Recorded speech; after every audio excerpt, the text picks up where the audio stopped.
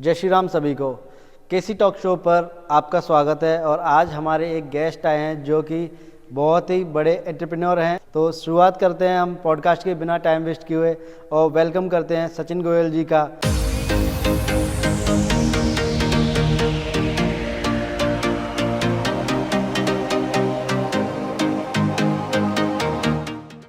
नमस्कार सचिन गोयल जी, आपका बहुत बहुत स्वागत है केसी टॉक शो पर। Thank you for inviting me. कैसे हो आप? All well. तो बिना ज़्यादा टाइम लिए हुए मैं आपसे एक चीज़ जानना चाहूँगा कि एक नॉर्मल नौकरी से फिर एक आईटी एंटरप्रेन्योर, एक कंपनी के ओनर बनने का सफ़र कैसा रहा? It's very interesting, you can say like that. जब मैंने मेरा बीसीए कंप्लीट किया था, बीसीए करने के बाद ज़्यादातर लोग एमसीए करते हैं जी। बट मेरा ड्रीम था कि मुझे कुछ बिजनेस में ही करना है। और जैसे हम लोग बनिया कम्युनिटी से आते हैं तो हमको ये पहले से बोला जाता है कि आप बिजनेस में ही रहें। बट मेरे अंदर एक ऐसा मतलब पहले से ही ऐसा था मुझे कि मुझे एमबीए ही करना है। मुझे एमसीए में मतलब कोई ज़्यादा दिलचस्पी थी नहीं जी। तो मैंने एमबीए के लिए फिर पुणे को चुना। पुणे एसआईबीएमटी से मैंने मेरा एमबीए कंप्लीट किया। कंप्लीट करने के बाद में फिर मैंने 2 साल वहाँ पर एक जॉब भी मैंने की। और वो मैंने जहाँ जॉब की वो मेरा एक ड्रीम जॉब था क्योंकि मुझे एक आईटी कंपनी में ही जाना था। जी। मैंने उसी हिसाब से उस कंपनी को सिलेक्ट करके और वहाँ पे मैंने अपना जॉब स्टार्ट किया and it was just a dream come true. और वो मेरी एक बहुत अच्छी इंस्पिरेशन थी कि वहाँ से मैंने बहुत कुछ सीखा और सीखने के बाद मैंने मेरे बिजनेस के लिए उस चीज़ को इम्प्लीमेंट किया। और आज मैं एक सक्सेसफुल आईटी प्रोफेशनल या एंटरप्रेन्योरशिप आप बोल सकते हैं। तो आज मैं बहुत खुश हूँ इस चीज़ को लेके। जी। जब आप एक एम्प्लॉय थे तब आपने कभी सोचा था कि आप कभी बॉस भी बनोगे? बहुत ही इंटरेस्टिंग क्वेश्चन है। जब मैंने मेरी जॉब स्टार्ट की थी तब मुझे ये था कि मुझे बिजनेस में जाना है बट मुझे ये नहीं पता था कि मैं 2 साल के बाद ही मेरा कोई बिजनेस स्टार्ट कर पाऊँगा। जैसे जैसे मैंने देखा कि मैं जहाँ पे काम कर रहा हूँ वहाँ से मुझे बहुत अच्छी इंस्पिरेशन मिली अपना बिजनेस स्टार्ट करने के लिए। तो मैं मतलब मेरे लिए सब कुछ नया था जब मैं एज ए एम्प्लॉई किसी कंपनी में था। फिर धीरे धीरे सीखने के बाद मेरी स्किल्स और डेवलप हुई। तब मेरा माइंडसेट क्लियर था कि मुझे आगे मेरी कंपनी स्टार्ट करनी है। मैंने 2 साल में से 1.5 साल पुणे में जॉब किया। उसके बाद फिर 6 महीने मैं हैदराबाद में भी था। हैदराबाद के बाद मेरे माइंड में आया कि मैं अपनी कंपनी यहाँ से स्टार्ट करूँ। तो मैंने जस्ट एक small company, you can say like that, only with the 2 employees I started with my job itself. तो मैंने ये फील किया कि I can do something in this. बस वहीं से मेरी जर्नी की स्टार्ट हुई हैदराबाद से। उसके बाद फिर मैंने जो वेल एस्टेब्लिशमेंट है वो मेरा जयपुर से स्टार्ट किया 2011 में। आपको आपकी पहली सैलरी याद है या फिर बिजनेस का पहला प्रॉफिट याद है? कैसा फील हुआ था? It was really a very interesting question क्योंकि वो एक ऐसा मोमेंट होता है जब किसी की पहली सैलरी आती है तो उससे ये लगता है कि yes he has achieved something. उसने जो इतने साल मेहनत की, पढ़ाई करी, सब कुछ किया और जॉब की पहली सैलरी आना, it's just an extra ordinary thing in the life. और ऑनेस्टली बताऊं तो जब बिजनेस का प्रॉफिट की हम बात करते हैं तो जो बिजनेस में आप कभी भी आते हैं किसी भी स्टार्टअप में तो आप अपनी पूरी मेहनत, पूरी लगन और हर तरीके से अपने आप को समर्पित कर देते हैं। और जब आपको पहला क्लाइंट मिलता है और आप पहले प्रोजेक्ट में, दूसरे प्रोजेक्ट में जब आप किसी चीज़ को अर्न कर लेते हैं तो आपको ये खुशी शायद कभी ज़िंदगी भर तक आप नहीं भूल पाएंगे। उससे कॉन्फिडेंस बढ़ जाता होगा आगे। डेफिनेटली। और मैं एक इंटरेस्टिंग स्टोरी बताता हूँ इसके पीछे। जब मैं पहली सैलरी मेरे को जब मिली थी तो मेरे साथ में और भी दोस्त थे जिन लोगों की जॉब वो सर्च कर रहे थे या कुछ लोगों की जॉब लग भी गई थी लेकिन उनकी सैलरी नहीं आई थी। तो उस टाइम हम हॉस्टल में रहा करते थे, पुणे की बात है ये। तो बहुत इंटरेस्टिंग इसलिए मैं बोल रहा हूँ क्योंकि वहाँ पे हॉस्टल में बहुत सारे अलग अलग तरह के लोग होते हैं जिनका सिर्फ ड्रीम होता है कि हाँ मुझे कहीं ना कहीं जॉब करनी है। लेकिन जब अगर कोई सामने वाला जॉब कर रहा है उसको पहली सैलरी मिल जाए तो हमारे यहाँ पे पार्टी का रूल चलता है। हाँ। तो उस टाइम सैलरी आई तो उसमें से बड़ी मुश्किल से, मेरी स्टार्टिंग सैलरी थी 18,000 पर मंथ। तो उसमें से जब मैंने पार्टी थ्रू करी तो मुझे बिल्कुल भी ये टेंशन नहीं थी कि मेरे पास कुछ बचेगा या नहीं बचेगा या मुझे क्या इन लोगों को क्या खाने के लिए चाहिए या किस तरह से चाहिए। तो मतलब it was just a feeling, you can say like that. कुछ पैसा मैंने उसमें से सेव किया, वो मैंने मेरी फैमिली को दिया। उनको भी बहुत खुशी हुई इस चीज़ को सुन के कि मेरी कॉलेज प्लेसमेंट हुई है और एक अच्छे लेवल पे मैं स्टार्ट करने जा रहा हूँ, वो भी एक आईटी कंपनी के साथ में। बिल्कुल। और एज ए जॉब उसके बाद में जब आप एंटरप्रेन्योर बन जाते हैं, जो आपकी कंपनी में आपका कोई पहला क्लाइंट आता है तो वही बहुत गर्व की और खुशी की बात होती है। लेकिन उसमें से प्रॉफिट निकालना ये एक्स्ट्रा ऑर्डिनरी चीज़ है। और शायद मैं जहाँ तक बोलूँगा कि मैंने मेरे पहले प्रोजेक्ट से भी प्रॉफिट निकाला था। बहुत छोटा सा था लेकिन बड़ी खुशी थी इस बात की कि हाँ मैंने कुछ अर्न किया है और मेरी मेहनत रंग लाई। उसी से फिर ये आज इस लेवल पे अपना पूरा व्यापार बनाया है। बिल्कुल सर, ये एक मोटिवेशन था मेरे लिए, एक लाइफ लॉन्ग अपॉर्चुनिटी थी जिसमें मुझे ये लगा कि यस, अगर मैं एक क्लाइंट के साथ में प्रोजेक्ट डील करके और अर्निंग कर सकता हूँ तो definitely I have ample of opportunities. और मैं मेरे सारे लिसनर्स को एक ही चीज़ कहना चाहूँगा कि अगर आपको लाइफ में कुछ भी करना है तो आपको अपने ऊपर कॉन्फिडेंट होना चाहिए, फुल डिसिप्लिन के साथ आपको काम करना है, फिर देखिए आपकी मेहनत रंग लाएगी। बिल्कुल। अभी आपके पास कितनी कंपनीज हैं, आप कितनी कंपनीज के ओनर हो? जैसे कि अगर मैं बताऊं, मेरे पास करीब 5 अलग अलग डाइवर्सिफाइड फील्ड्स में मैं अभी काम कर रहा हूं, जिसमें हॉस्पिटैलिटी इंडस्ट्री है, आईटी इंडस्ट्री है, फिनटेक इंडस्ट्री है, इसके अलावा रियल एस्टेट है एंड इसके अलावा एडवर्टाइजिंग इंडस्ट्री है। टोटल 5 इंडस्ट्रीज में हम लोग अभी तक काम कर रहे हैं, जिसमें अगर आप बोलेंगे मैंने जो स्टार्ट किया था, the first startup related to IT industry, because that was my just dream come true, as I already told you. तो उसमें क्या था कि मेरा जो बैकग्राउंड है, जैसे मैंने बीसीए किया, उसके अंदर एमबीए आईटी में किया और मैंने जो पहली जॉब करी वो भी आईटी में की, तो मेरा ड्रीम था कि मुझे एक आईटी कंपनी ही खोलनी है। तो आईटी कंपनी स्टार्ट करना है मेरा सबसे पहला ड्रीम था।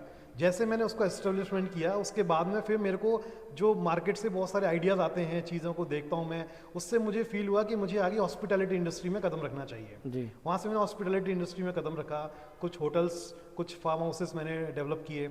उसके बाद में मुझे रियल एस्टेट में काफ़ी अच्छा इंटरेस्ट आया, तो मैंने कुछ बंगलोज डिजाइन किए, कुछ चीज़ों को मैंने डेवलप भी किया, सेल आउट भी किया, और मैं प्लॉटिंग में भी करता हूँ, तो प्लॉट्स लेता हूँ, वो देता भी हूँ।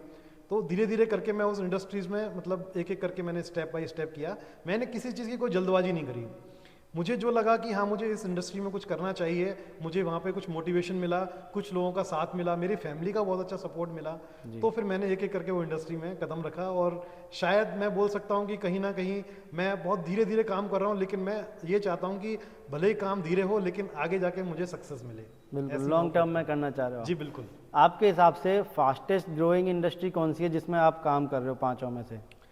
सर अभी आज अगर हम सोचते हैं तो आज का जो ज़माना है वो आईटी का ही है, और आईटी में भी अगर हम बात करते हैं तो एआई का ज़माना है जी, artificial intelligence.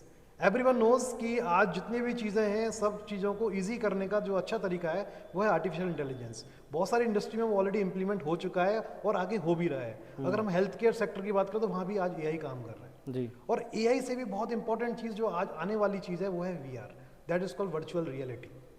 Where you are sitting, what you are eating, what you are feeling, it's all about the virtual reality which you can say. So आने वाले टाइम में मैं समझता हूँ कि इन दोनों के अलावा एक और जो बहुत इंपॉर्टेंट चीज़ है दैट इज साइबर सिक्योरिटी जी। अगर हम साइबर सिक्योरिटी के बारे में सोचते हैं तो जितने ज़्यादा हम लोग आज ट्रांजेक्शन्स कर रहे हैं, अगर आप आज यूपीआई को देखेंगे तो यूपीआई 2016 में लॉन्च हुआ था। आज across 11 years you can see like that it's just 500 time of increment in the number of transactions. जैसे जैसे ट्रांजेक्शन्स बढ़ रहे हैं, इकोनॉमी बढ़ रही है, तो हमारे साथ थ्रेट्स भी बढ़ रहे हैं। हैकिंग के थ्रेट्स हैं, दुनिया भर की कंप्लेंट्स आज आप देखते होंगे, यूपीआई को लेके बैंक में बहुत सारी कंप्लेंट्स आती हैं। तो जैसे मैं समझता हूँ कि साइबर सिक्योरिटी हैंडल करना भी आज के टाइम का एक बड़ा चैलेंज है और एक बहुत अच्छी अपॉर्चुनिटी है उसमें जी। आपके हिसाब से एक सक्सेसफुल एंटरप्रेन्योर बनने की 3 क्वालिटी बताइए। नंबर 1 जो मैं समझता हूँ कि बिना उसके शायद किसी भी इंडस्ट्री में सर्वाइव नहीं किया जा सकता, that is called discipline. Right, discipline for your self, discipline for your work, to give the dedicated time frame to that particular thing. Second चीज, risk taking capability. If you don't take risk you cannot be entrepreneur. I am just frankly says that many entrepreneur may say I will invest only 10,000 rupees and start my big business. If you are not taking any financial capabilities, if you are not using all the risk, then you cannot be an entrepreneur. Number 3, which I can say is your absolute dimension is your confident level. If you are confident in everything, if you are taking risk, you are in discipline, then definitely your confidence will build up everything to you. Right. If you think that I'm taking risk, what happened with this? If you are not confident enough, you cannot do anything in the industry. Correct. सही बात। So these 3 very important tasks, and by doing all these 3 things in your life, you can achieve everything, not only the entrepreneurship. Right. आज हमें काफ़ी कुछ नया सीखने को मिल रहा है और हमारी ऑडियंस को भी ये सब बहुत पसंद आएगा। जब आपने बिजनेस स्टार्ट किया था तो सबसे बड़ा चैलेंज क्या आया था और उसको टैकल कैसे किया आपने? किसी भी बिजनेस में सबसे बड़ा हर्डल होता है कि जब आप अपने एम्प्लॉय को हायर करते हैं तो आपको ये लगता है कि वो आपके एम्प्लॉय आपका पूरा साथ देंगे कि नहीं देंगे। या उनकी कैपेबिलिटीज़ क्या है, उसके लिए आप इंटरव्यू जरूर करते हैं। लेकिन जब आप नए होते हैं किसी बिजनेस में तो ये आपके लिए एक छोटा सा रिस्क होता है, जिसको ओवरकम से उसी चीज़ से किया जा सकता है कि जितनी मेहनत आप कर रहे हो उतना अगर आपका एम्प्लॉय करने लगे तो आपको सक्सेस जल्दी मिलती है। ये एक थोड़ा सा फैक्टर है जी। सेकेंडली, अगर मान लीजिए आप कोई बिजनेस स्टार्ट कर रहे हैं और आपने किसी के साथ पार्टनरशिप की हुई है और अगर आपका पार्टनरशिप अगर सक्सेस नहीं हो पा रहा है या नहीं है या उतनी कैपेबिलिटी के साथ काम नहीं कर पा रहा है तो वो आप कह सकते हैं। तो ये काफ़ी बड़ा फैक्टर है कि बिल्कुल बड़े बड़े बिजनेस गिर जाते हैं अगर पार्टनरशिप नहीं चल पाए बिल्कुल। तो। अगर आपने किसी के साथ पार्टनरशिप चूज़ की है तो आप पहले उसका बैकग्राउंड और वो किस तरह से आप पार्टनरशिप आगे निभाने वाले हैं, उनके साथ आपका पर्सनल रिलेशनशिप या प्रोफेशनल रिलेशनशिप किस तरीके का है और वो इतने कैपेबल हैं क्या जितने कैपेबिलिटी से आप सोच पाते हैं और आप कर पाते हैं। अगर आप दोनों के इंटेंशन सेम हैं, दोनों के कैपेबिलिटीज़ लेवल सेम हैं तो डेफिनेटली बहुत सारी पार्टनरशिप ऐसी हैं कि जो सक्सेस भी होती हैं।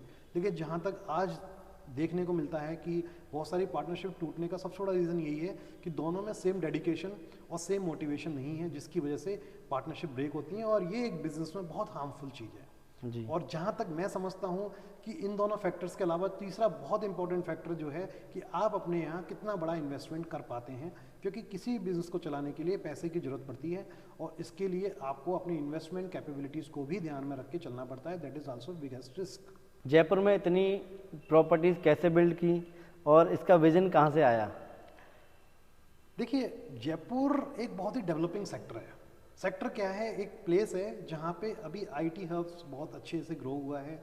इंडस्ट्रीज़ की बात करें तो रियल एस्टेट यहाँ बूम पर है, और भी इंडस्ट्री हैं जैसे मैन्युफैक्चरिंग सेक्टर है या बहुत सारी और इंडस्ट्री जो अभी नई नई यहाँ पे एस्टेब्लिश्ड हो रही हैं। दिल्ली और गुड़गांव के बाद जयपुर ही एक ऐसी जगह है इस पूरे एनसीआर रीजन के बाद जहाँ पे अच्छी डेवलपमेंट्स देखने को मिल रहे हैं और एक अच्छी अपॉर्चुनिटीज़ हैं। जी। अब जैसे इन्वेस्टमेंट की अगर हम बात करें कि हमने इतनी सारी प्लॉटिंग या इतने सारे प्रॉपर्टीज़ कैसे अर्न की, तो it's a very simple thing कि जहाँ पे आपको ऐसा लगता है कि आपको 2 पैसे का रिटर्न मिलेगा, मुझे लगता है कि शायद वही अपॉर्चुनिटी है, वही इन्वेस्टमेंट करना चाहिए। बहुत सारे लोग शेयर मार्केट में इन्वेस्टमेंट करते हैं, बहुत सारे लोग गोल्ड में इन्वेस्टमेंट करते हैं, लेकिन जहां मुझे लगा कि आईटी सेक्टर के अलावा जहां पे मैं काम कर सकता हूं, मैंने जैसे आपको स्टार्टिंग में बताया कि मैं हॉस्पिटैलिटी इंडस्ट्री से जुड़ा हूं, मैंने वहां पे कुछ प्लॉट्स वगैरह बाय किए, फिर उनको कंस्ट्रक्ट किया, तो मैंने अपना फार्म हाउसेज होटल्स वगैरह डेवलप किया। उसके बाद में जब मुझे मोटिवेशन मिला तो मैंने रियल एस्टेट को ही सबसे इम्पोर्टेंट डिसीजन लेके चुना कि यही एक सेक्टर ऐसा है जहाँ पे मैं इन्वेस्टमेंट कर सकता हूँ। जी। यानी कि जो एसेट्स में अगर प्लान करूँ आगे फ्यूचर के लिए, तो अगर रेट ऑफ इंटरेस्ट की अगर बात करें तो रेट ऑफ इंटरेस्ट के हिसाब से या मुझे जो लगता है कि कैपेबिलिटीज़ के हिसाब से जो सेक्टर मुझे लगता है रियल एस्टेट वो सबसे ज़्यादा ग्रोइंग है और उसमें सबसे ज़्यादा अपॉर्चुनिटीज़ है, सबसे ज़्यादा प्रॉफिट भी उसी में है। इसीलिए मैंने धीरे धीरे करके उन प्रॉपर्टीज़ में ही इन्वेस्टमेंट किया और उन्हीं में ही मैं आज सोचता हूँ कि मुझे गोल्ड में या किसी और चीज़ में मैं ज़्यादा इन्वेस्टमेंट नहीं करता हूँ प्रॉपर्टी के अलावा।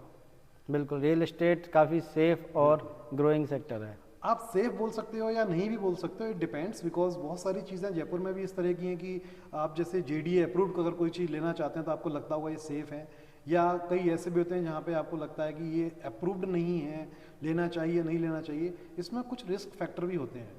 तो मैं सब अपने लिसनर्स को यही बोलूँगा कि जितने भी जगह पे आप देखते हैं यहाँ इन्वेस्टमेंट करना चाहिए, उसको आपको पहले स्टडी करना चाहिए, देखना चाहिए। अगर आपको लगे कि मैं राइट इन्वेस्टमेंट कर रहा हूँ तभी आपकी हार्ड अर्न मनी को आपको वहाँ इन्वेस्ट करना चाहिए। जी। आई एम नॉट सेइंग कि only real estate is good, इसके अलावा बहुत सारे लोग शेयर मार्केट में भी अर्निंग करते हैं, लेकिन शेयर मार्केट में अर्निंग करना एक अपने आप में कैपेबिलिटी है। जो लोग डेली मार्केट वॉच करते हैं, उनको डेली न्यूज़ का इंटरेस्ट होता है, वो डेली न्यूज़पेपर में ये पढ़ते हैं कि कौन सी कंपनी ग्रो कर रही है, उसके हिसाब से माइंडसेट बना के अपना इन्वेस्टमेंट करते हैं, वो लोग प्रॉफिटेबल रहते हैं। लेकिन जो किसी के बात में आके वो बोलते हैं कि इसमें इन्वेस्टमेंट कर दो, ये चीज़ में प्रॉफिट होगा, इसमें इतने पैसे लगा दो, मैं समझता हूँ कि शायद हमको ऐसा नहीं करना चाहिए। उस चीज़ को बिना स्टडी किए, बिना उसके बारे में जाने आपको कहीं भी किसी के साथ भी इन्वेस्टमेंट नहीं करना चाहिए। बिल्कुल सही बात है। आईटी बिजनेस और रियल एस्टेट दोनों साथ में संभालना कैसे मैनेज करते हो आप? ये अच्छा क्वेश्चन है। देखिए, मैं समझता हूँ कि किसी भी बिज़नेस को संभालना सारे आपकी कैपेबिलिटीज़ के ऊपर डिपेंड करता है कि आप किस बिज़नेस को और किस तरीके से आप रन कर रहे हैं। जैसे मैं ये समझता हूँ कि मैंने मेरी लाइफ टाइम में जो सीखा है वो एक ही चीज़ सीखी है कि अगर आप किसी भी बिज़नेस में काम कर रहे हैं तो आपको उसको ऑटोमेट करने के लिए काम करना चाहिए जी। एंड आपको लीडर्स क्रिएट करने चाहिए।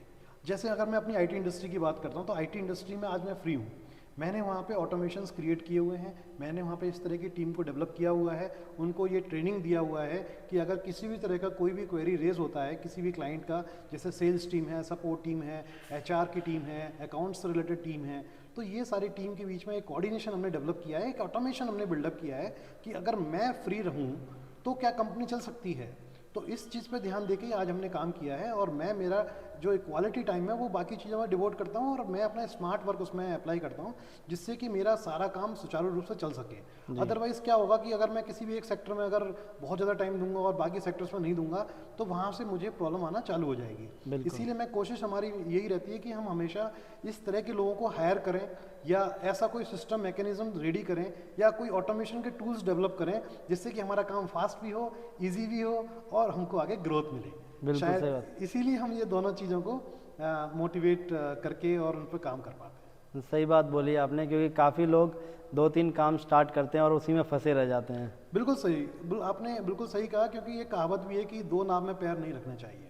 बिल्कुल सही है, वो इसलिए सही है कि अगर आपने एक बिजनेस में अगर काम करना स्टार्ट किया है और आपने जब उसको भी फुल प्रूफ नहीं किया है, यानी कि आप उसमें भी बहुत सारी प्रॉब्लम फेस कर रहे हैं या वन मैन आर्मी की तरह काम कर रहे हैं, तो या तो आप वही काम कर पाएंगे, और अगर आपने साइमल्टेनियसली कोई दूसरा काम स्टार्ट भी कर लिया तो फिर आपको अपना टाइम वहाँ भी देना पड़ेगा। तो दोनों में से आपके किसी ना किसी बिजनेस में तो आपको प्रॉब्लम आएगी।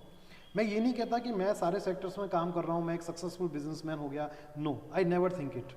बहुत सारी प्रॉब्लम्स हमको फेस करनी पड़ती हैं डे टू डे लाइफ में, बहुत सारे क्वेश्चंस आते हैं, बहुत सारी क्वेरीज आती हैं, बट मुझे कहाँ पे मेरा टाइम देना चाहिए, कितना देना चाहिए, कैसे मुझे उसको ऑटोमेट करना है।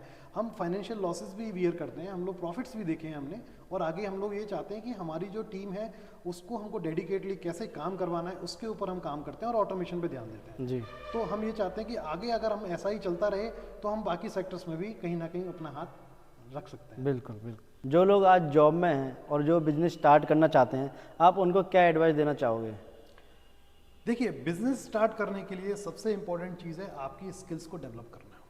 अगर आपके पास कोई भी स्किल डेवलप करते हैं, किसी भी लेवल पे करते हैं, आप उसमें प्रोफेशनल बनने की कोशिश कीजिए।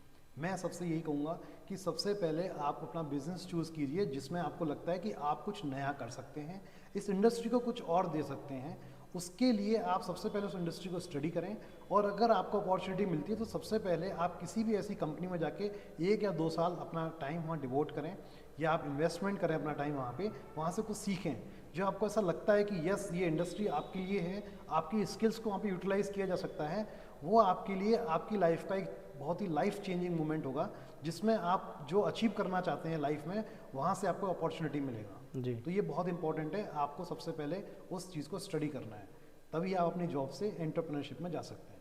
बहुत सारे लोग आज के टाइम में क्या होता है, यंग जनरेशन है, वो लोग किसी भी दूसरे को देखते हैं कि ये बंदा इस इंडस्ट्री में अच्छा कमा रहा है, तो बंदा सामने वाला सोचता है कि नहीं, मैं भी उसमें अच्छा कर सकता हूँ, मतलब मैं भी ये काम कर सकता हूँ। देखिए, मैं ये नहीं कहता कि कोई भी बंदा कोई काम कर रहा है तो वो उसमें सक्सेसफुल नहीं हो सकता, बिल्कुल हो सकता है। जो जॉब में रह के भी हो सकता है, जॉब के बाद अगर कोई अलग से काम कर रहा है वो भी कर सकता है, और समय के साथ भी आदमी अपने आप ग्रो करता भी है। बट अगर मैं बोलूं कि अगर किसी बंदे को कोई अपना स्टार्टअप स्टार्ट करना है, या वो सोचता है कि मुझे कुछ एंटरप्रेन्योरशिप में जाना है जॉब के बाद में, तो मैं यही कहूँगा कि वो सिर्फ उसी फील्ड को सिलेक्ट करें जिस फील्ड में वो थोड़ा भी माहिर हैं, उनको लगता है कि उसमें अच्छा कर पाएंगे। बिल्कुल सही बात बोली आपने। आपने बिजनेस में ऐसी क्या गलतियाँ की हैं जो आप चाहोगे कि ऑडियंस ना करे? देखिए, बिजनेस में गलतियाँ करना बहुत इम्पोर्टेंट है। अगर आप गलतियाँ नहीं करेंगे तो आप अपने बिजनेस को ग्रोथ भी नहीं कर पाएंगे, क्योंकि गलतियों से ही आप सीखते हैं, और उसी लिए आज आप किसी भी मुकाम पे पहुंचते हैं, तो बिना गलतियों के मैं समझता हूं कि शायद कोई भी उस मुकाम पे नहीं पहुंच सकता है जी। कौन सी ऐसी गलतियां हैं जो इंसान नादानी में कर देता है या हो जाती हैं, उन गलतियों को ओवरकम करने के लिए मैं मेरे जितने भी लिसनर्स हैं उनको यही बोलूँगा कि आप सबसे पहले कोई भी अगर काम करते हैं तो सबसे पहले अपने बिजनेस को लेके उसके जो आइडियाज़ हैं या जो चीज़ें हैं उनको अभी से लिखना चालू करें, और उसके ऊपर आप एक स्टडी करें, और आपको उस स्टडी के साथ में किस तरीके से उस पर काम करना चाहिए उसका एक फ्लो चार्ट आप डेवलप करें। इससे क्या होगा कि आपको ये समझ में आएगा कि आगे आने वाले समय में या आगे आने वाले 2 साल के अंदर में आपको इस इंडस्ट्री में क्या ऐसा करना चाहिए कि आपसे वो गलतियाँ ना हो। बहुत सारी गलतियाँ जो हो जाती हैं, जिसमें नंबर 1 होता है कि आप अपना कैसा एम्प्लॉय सेलेक्ट करते हैं।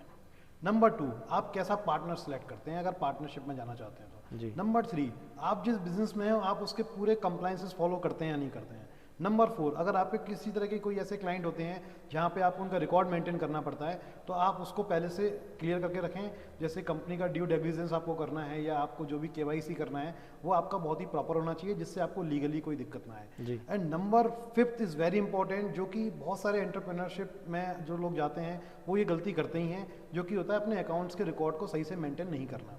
उनको लगता है कि अकाउंट्स में काम करना it's very easy thing and ये बाद में भी किया जा सकता है। तो मैं सबको यही सलाह दूंगा कि आप अगर कोई भी चीज़ बिजनेस में आप चाहे इन्वेस्टमेंट कर रहे हैं, चाहे एक्सपेंसेस कर रहे हैं, चाहे एम्प्लॉय को सैलरी दे रहे हैं, या आप किसी क्लाइंट से कोई ऑर्डर प्लेसमेंट करके आपको उनसे पेमेंट लेना है, तो आप डे फर्स्ट से अपना अकाउंट्स को बहुत ही अच्छे से मेंटेन करें, क्योंकि ये आपको आने वाले टाइम में बहुत अच्छे से मोटिवेशन देगा और आपके बिजनेस को ग्रोथ करने में इसका सबसे बड़ा रोल होगा। जी, बिल्कुल सही बात बोली है आपने सर।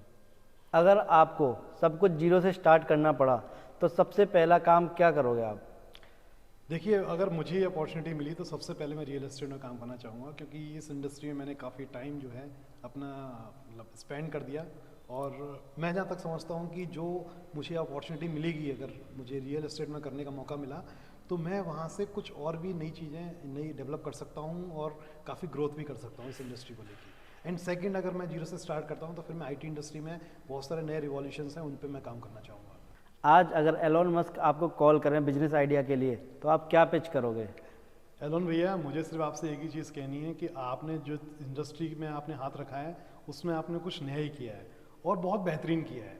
मैं सिर्फ आपसे इतना कहना चाहूँगा कि जो हमारी आईटी इंडस्ट्री है उसमें आप इस तरह के कुछ डेवलपमेंट करें या कुछ ऐसे ऑटोमेशन के टूल्स डेवलप करें जिससे कि हमारी आईटी इंडस्ट्री को बहुत ही आसान बनाया जा सके।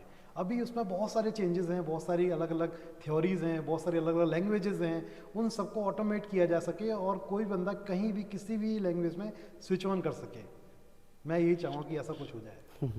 जब आप पीछे मुड़ के देखते हैं तो सबसे ज़्यादा इमोशनल या प्राउड मोमेंट कौन सा था? सबसे ज़्यादा इमोशनल मैं फर्स्ट टाइम तब हुआ था जब मेरा प्लेसमेंट हुआ था। मैं प्लेसमेंट के बारे में अगर आपको थोड़ा सा बताऊं तो मैंने MBA मेरा SIBMT पुणे से किया हुआ है। 1.5 year I have already completed there and उसके बाद में प्लेसमेंट्स चालू हो जाते हैं।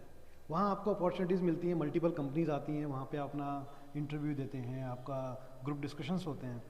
तो हमारे ग्रुप हुआ करता था 5 लोगों का एंड हम लोग अलग अलग सेक्शंस में थे।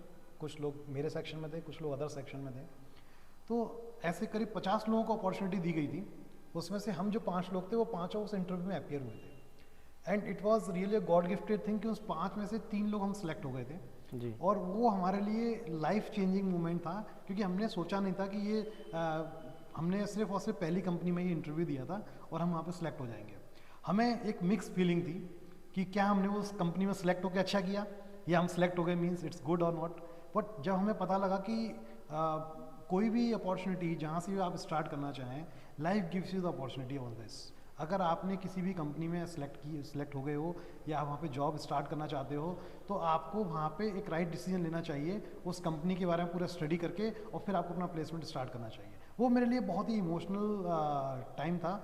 जब मेरा प्लेसमेंट हो गया था तो मुझे यही फीलिंग थी कि मैं वहाँ पे स्टार्ट करूँ या नहीं करूँ, but it was my good decision, क्योंकि वो एक IT कंपनी थी जहाँ पे मेरा सिलेक्शन हुआ था and I have started very well.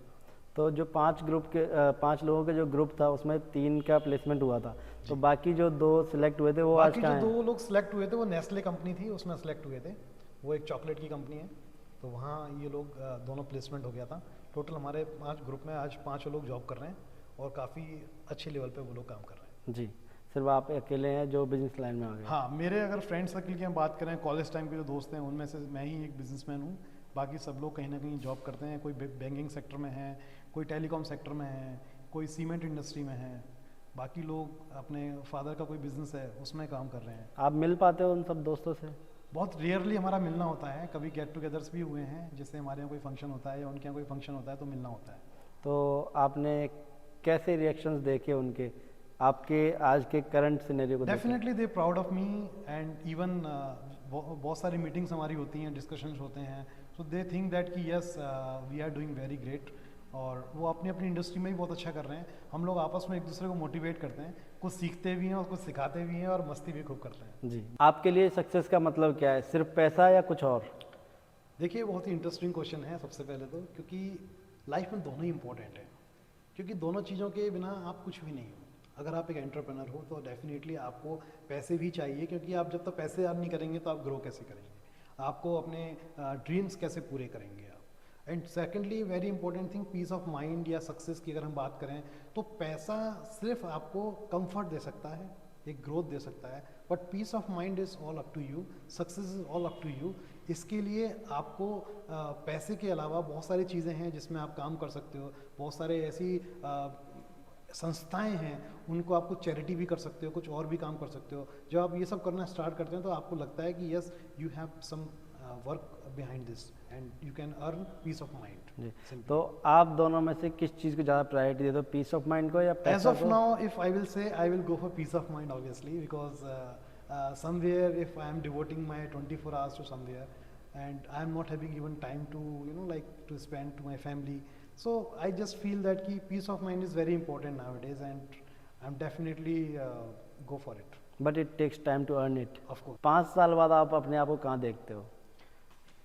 अगर मैं आज से बात करूं 5 साल के लिए, तो देखिए मैं ये चाहता हूं कि मैं लीडरशिप में ही कहीं ना कहीं आगे बढ़ूं। ग्रोथ सिर्फ और सिर्फ एक ही चीज़ में नहीं होती है, ग्रोथ होती है आपके माइंडसेट में। आपने आज तक जो अर्न किया है, अगर आप वहाँ पे कुछ और नया दे पा रहे हैं, उस इंडस्ट्री को कुछ नया दे पा रहे हैं, या वहाँ से कुछ नया सीख पा रहे हैं, तो मैं समझता हूँ कि 5 साल तो क्या 10 साल बाद भी मैं अपने आप को सिर्फ वहीं देखना चाहता हूँ कि मैं एक अच्छा एंटरप्रेन्योर के साथ साथ एक अच्छा बेहतरीन इंसान भी हूँ, एंड अपनी इंडस्ट्री में किसी के लिए कुछ हेल्पिंग कर पा रहा हूँ, चाहे वो यूथ हों, चाहे फिर वो हमारी इंडस्ट्री से रिलेटेड कोई लोग हों, उनके लिए मैं कुछ नया कर पा रहा हूँ। जी, आज आप जैसे किसी यंग लड़के या लड़की को देखते हो तो उनको एक लाइन में क्या मैसेज देना चाहोगे? खुद पे विश्वास रखें। अगर आप कुछ भी करना चाहते हैं तो सबसे पहले आपका माइंडसेट उस चीज़ के लिए बहुत अच्छे से क्लियर करें। आपको कभी भी 2 या 3 डायरेक्शंस में नहीं सोचना है कि आपको ये भी करना है, ये भी करना है और ये भी करना है, और आपको बहुत जल्दबाजी किसी भी चीज़ की नहीं करनी। बहुत सारे यंगस्टर्स आज की डेट में चाहते हैं कि बहुत फास्ट तरीके से और इसी तरीके से पैसा कमाया जा सके, बट मैं बोलता हूँ आपको कि बिना मेहनत के, बिना डिसिप्लिन के, बिना आइडियाज़ के आप अगर किसी भी इंडस्ट्री में कदम रख रहे हैं, चाहे वो जॉब ही क्यों ना हो, तो आपको वहाँ भी असफलता का सामना करना पड़ सकता है। कभी भी जल्दबाजी में ना रहें, खुद पे विश्वास रहें और हमेशा सेल्फ मोटिवेटेड रहें। जी, ओके, अब थोड़ा टॉपिक से हटके एक सवाल पूछना चाहूँगा मैं आपसे। तो आपके पहला क्रश कौन थी या कब थी? देखिए बहुत सारे मिक्स फीलिंग हो सकती हैं इस क्वेश्चन के जवाब में, क्योंकि जब हम स्कूल लाइफ में होते हैं तो डेफिनेटली हमारा दिल कहीं ना कहीं मचलता ही है। जब कोई स्माइल करे या आप किसी से बात करो तो डेफिनेटली आपका फर्स्ट क्रश मैं उसी को समझता हूँ जहाँ पे आपका दिल धड़के। जी, एंड अगर मैं मेरी पर्सनली बात करूँ तो यहाँ मेरे स्कूल में भी कई ऐसे क्रश थे जिनमें से मुझे जो फील होता था कि yes this is my first crush. नाम क्या था? उसका नाम ए से स्टार्ट होता है, मैं पूरा नाम तो नहीं लेना चाहूँगा। पूरा नाम बता दीजिए, अगर आज आपका वो पॉडकास्ट देख रहे होंगे तो पता चल जाएगा। उसका पहला नाम था अन्निका भार्गव। अन्निका भार्गव। तो अगर अन्निका भार्गव आप देख रहे हो तो बुरा मत मानना, मैरिड है सर।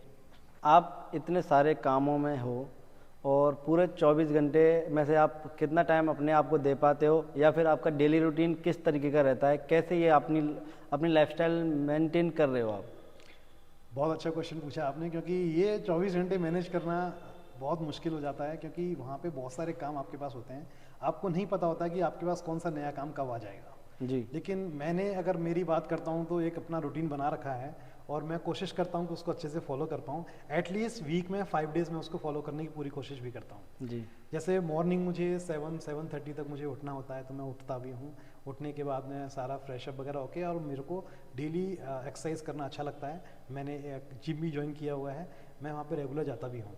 तो मैं समझता हूँ कि शायद अपनी लाइफ में अगर आप कोई भी चीज़ करते हैं, लेकिन आपको अपनी लाइफ का एक हाफ एन आवर आपको जिम के लिए या एक्सरसाइज के लिए या घर पे अपने किसी भी तरह का व्यायाम करने के लिए आपको देना चाहिए। जी, और ये आपकी हेल्थ के लिए भी बहुत इंपॉर्टेंट है। जी, उसके बाद में जब मैं सारी चीज़ों से फ्री हो जाता हूँ तो फिर उसके बाद में जो मेरे डेली के जो स्कोप होते हैं, जो मुझे आज करना होता है, मैं उसको एक बार रिव्यू कर लेता हूँ, उसको देख लेता हूँ। उसके हिसाब से मैं मेरा डे प्लान करता हूँ। मेरा ऑफिस जाने का कोई ऐसा टाइम नहीं होता है कि मैं कौन से ऑफिस में कब बैठूंगा, और कब मुझे कहाँ पे किस काम के लिए जाना है। हो सकता है कभी मेरा रियल एस्टेट कोई ऐसा काम आ जाए जहाँ पे मुझे जाना पड़ सकता है, कभी फार्म हाउस पे कोई काम आ सकता है, या कभी मेरी आईटी कंपनी में मुझे कोई काम आ सकता है। तो मैं मेरे हिसाब से उसको प्लान नहीं कर पाता हूँ। मुझे बस ये पता होता है कि आज ही मुझे ये काम करना है और उसके हिसाब से मैं डे टू डे लाइफ अपनी प्लान कर लेता हूँ। बट जहाँ तक मैं समझता हूँ मैं खुद को व्यस्त रखता हूँ, और एटलीस्ट वो जो मेरी व्यस्तता होती है उसी में मुझे सबसे ज़्यादा खुशी मिलती है। सो दिन में मुझे कई बार ऐसा भी होता है कि मुझे खाने का भी टाइम नहीं मिलता है, लेकिन मैं सबको ये बोलना चाहूँगा कि आप चाहे कितना भी मेहनत करें, कितना भी काम करें, लेकिन खाने पीने के लिए आपको वो टाइम देना चाहिए, और वो आपकी लाइफ के लिए बहुत इंपॉर्टेंट है, क्योंकि आपका माइंड सिर्फ आपकी ईटिंग से ही डेवलप होता है। जी। तो आप अपना जो इम्पोर्टेंट टाइम है जो आप स्पेंड करते हैं किसी भी काम में, आपको इसके साथ में आपके हेल्थ का भी ध्यान रखना चाहिए। मैं शाम को 6:30-7 बजे तक फ्री हो जाता हूँ ऑलमोस्ट मेरे सारे कामों से। उसके बाद में मेरा छोटा बच्चा है, मैं उसके साथ टाइम स्पेंड करता हूँ, और मुझे बहुत खुशी होती है कि मैं घर पे जाके टीवी भी देखता हूँ, और मैं रेगुलर अपनी रिव्यूज़ भी करता हूँ काम को लेके। अगर कोई इंपॉर्टेंट काम आता है तो मैं मेरे लैपटॉप में, मेरे मोबाइल में मैं उनको देखता रहता हूँ। मतलब मेरे लिए काम एक तरीके से मैं उसको बहुत फन तरीके से लेता हूँ। मतलब मुझे अच्छा लगता है कि मैं कभी हेडक लेके काम नहीं करता। मुझे ये अच्छा लगता है कि अगर मान लीजिए आज मुझे फ्री रहना है तो मैं कोशिश करता हूँ कि मैं ज़्यादा काम ना करके फ्री रहूँ, और मेरे सिस्टम को ऑटोमेशन के हिसाब से ही रन करूँ। या मैं सिर्फ अगर आज मान लीजिए मेरे पास लैपटॉप नहीं भी हो और मैं कहीं घूमने के लिए गया हूँ, तो मैं कोशिश करता हूँ कि मेरा सारा काम मैं फ़ोन से ही मैनेज करूँ। इसके लिए मेरी टीम बहुत हेल्पफुल है, और मैंने कुछ ऐसे लोग डिज़ाइन किए हुए हैं मेरी टीम में, जो लोग कोई भी इमरजेंसी आती है, कोई भी इस तरह का काम आता है, तो वहाँ पे ज़रूरी नहीं है कि मुझे वहाँ प्रेजेंट होना ज़रूरी है। वो लोग मेरे काम को काफ़ी हद तक समझते हैं और कर भी लेते हैं। इसके लिए मैं मेरी पूरी टीम का बहुत तहे दिल से धन्यवाद करूँगा। जो मेरी आईटी की टीम है, जो मेरे डेवलपर्स हैं, वो बहुत कैपेबल हैं, बहुत अच्छे से मेहनत करते हैं। जो मेरी सेल्स की टीम है, जो मेरे सपोर्ट की टीम है, इन सब का बहुत अच्छा कोऑर्डिनेशन साथ रहता है, तो मैं ग्रोथ कर पाऊँगा।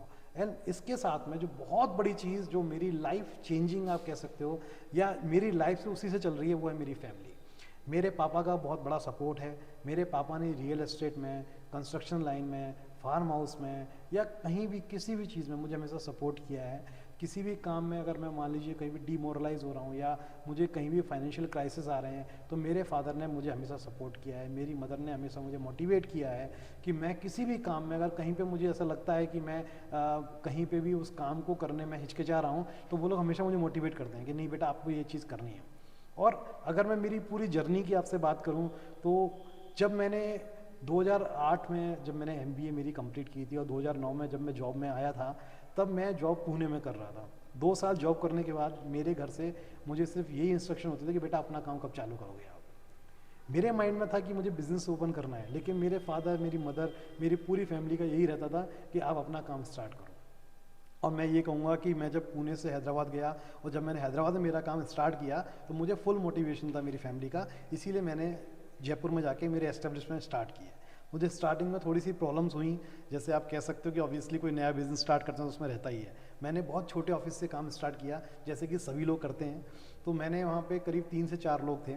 हमने काफ़ी मेहनत की उसमें। अपना प्रोजेक्ट एक हमारा था नेटवर्क मार्केटिंग को लेके, हमने उसको डेवलप किया। और हमारा जो पहला क्लाइंट था, जब हमारे पहले क्लाइंट को हमने सक्सेसफुल डिलीवर किया, तो वो जो हमारी खुशी थी उस चीज़ को लेके, उसको मैं बयान नहीं कर सकता। मतलब वो एक बहुत अच्छी फीलिंग थी।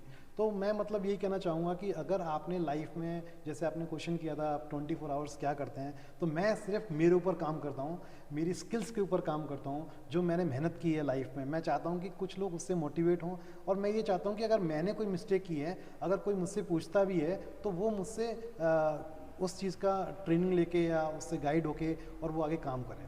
मैं मेरी इंडस्ट्री में बताता हूँ, मेरी इंडस्ट्री में बहुत सारे और भी थ्रेड्स थे। जैसे हमारी इंडस्ट्री में जैसे जो लोग एम्प्लॉय काम करते हैं, वो लोग क्या करते हैं, अपना भी कंपनी स्टार्ट करते हैं। बट मैं हमेशा उन चीज़ों से मोटिवेट हुआ हूँ। बहुत सारे ऐसे लिसनर्स मेरे होंगे जो कि अभी मुझे सुन रहे होंगे या मुझे सुनेंगे, तो वो देखेंगे कि यस, उन्होंने पहले हमारी कंपनी में काम किया। Cyrus technologies private limited is my company. IT में उन्होंने काम किया, और वहाँ पर जाके उन्होंने बहुत सारी चीज़ें सीखी और अपना खुद का काम स्टार्ट किया। क्योंकि मैंने भी वैसे ही स्टार्ट किया था जैसे उन्होंने स्टार्ट किया, इसलिए मुझे एक बहुत अच्छी फीलिंग होती है कि कोई मुझसे सीख के और अपना बिजनेस स्टार्ट करता है। तो ऐसे बहुत सारी कंपनियां हैं जो हमारी कंपनी में पहले काम करते थे और आज अपना खुद का बिजनेस करके आगे ग्रो कर रहे हैं। तो उनके लिए मेरी बहुत अच्छी सलाह ये है कि वो सीखें और आगे अपना काम करें, और जितना भी वो चाहते हैं, अगर मुझसे किसी भी तरह का अगर वो मोटिवेशन चाहते हैं, कुछ और ग्रोथ करना चाहते हैं, डेफिनेटली मैं उनकी हमेशा से हेल्प करूँगा। This is true success. आपसे मिलके हमें काफ़ी अच्छा लगा, और आपका बहुत बहुत धन्यवाद KC टॉक शो पे आने के लिए। आज हमने आपसे काफ़ी कुछ सीखा और आई होप हमारी ऑडियंस को भी काफ़ी कुछ सीखने को मिला होगा और वो अपनी करियर को ईजिली डिसाइड कर पाएंगे और अच्छे तरीके से ग्रो कर पाएंगे।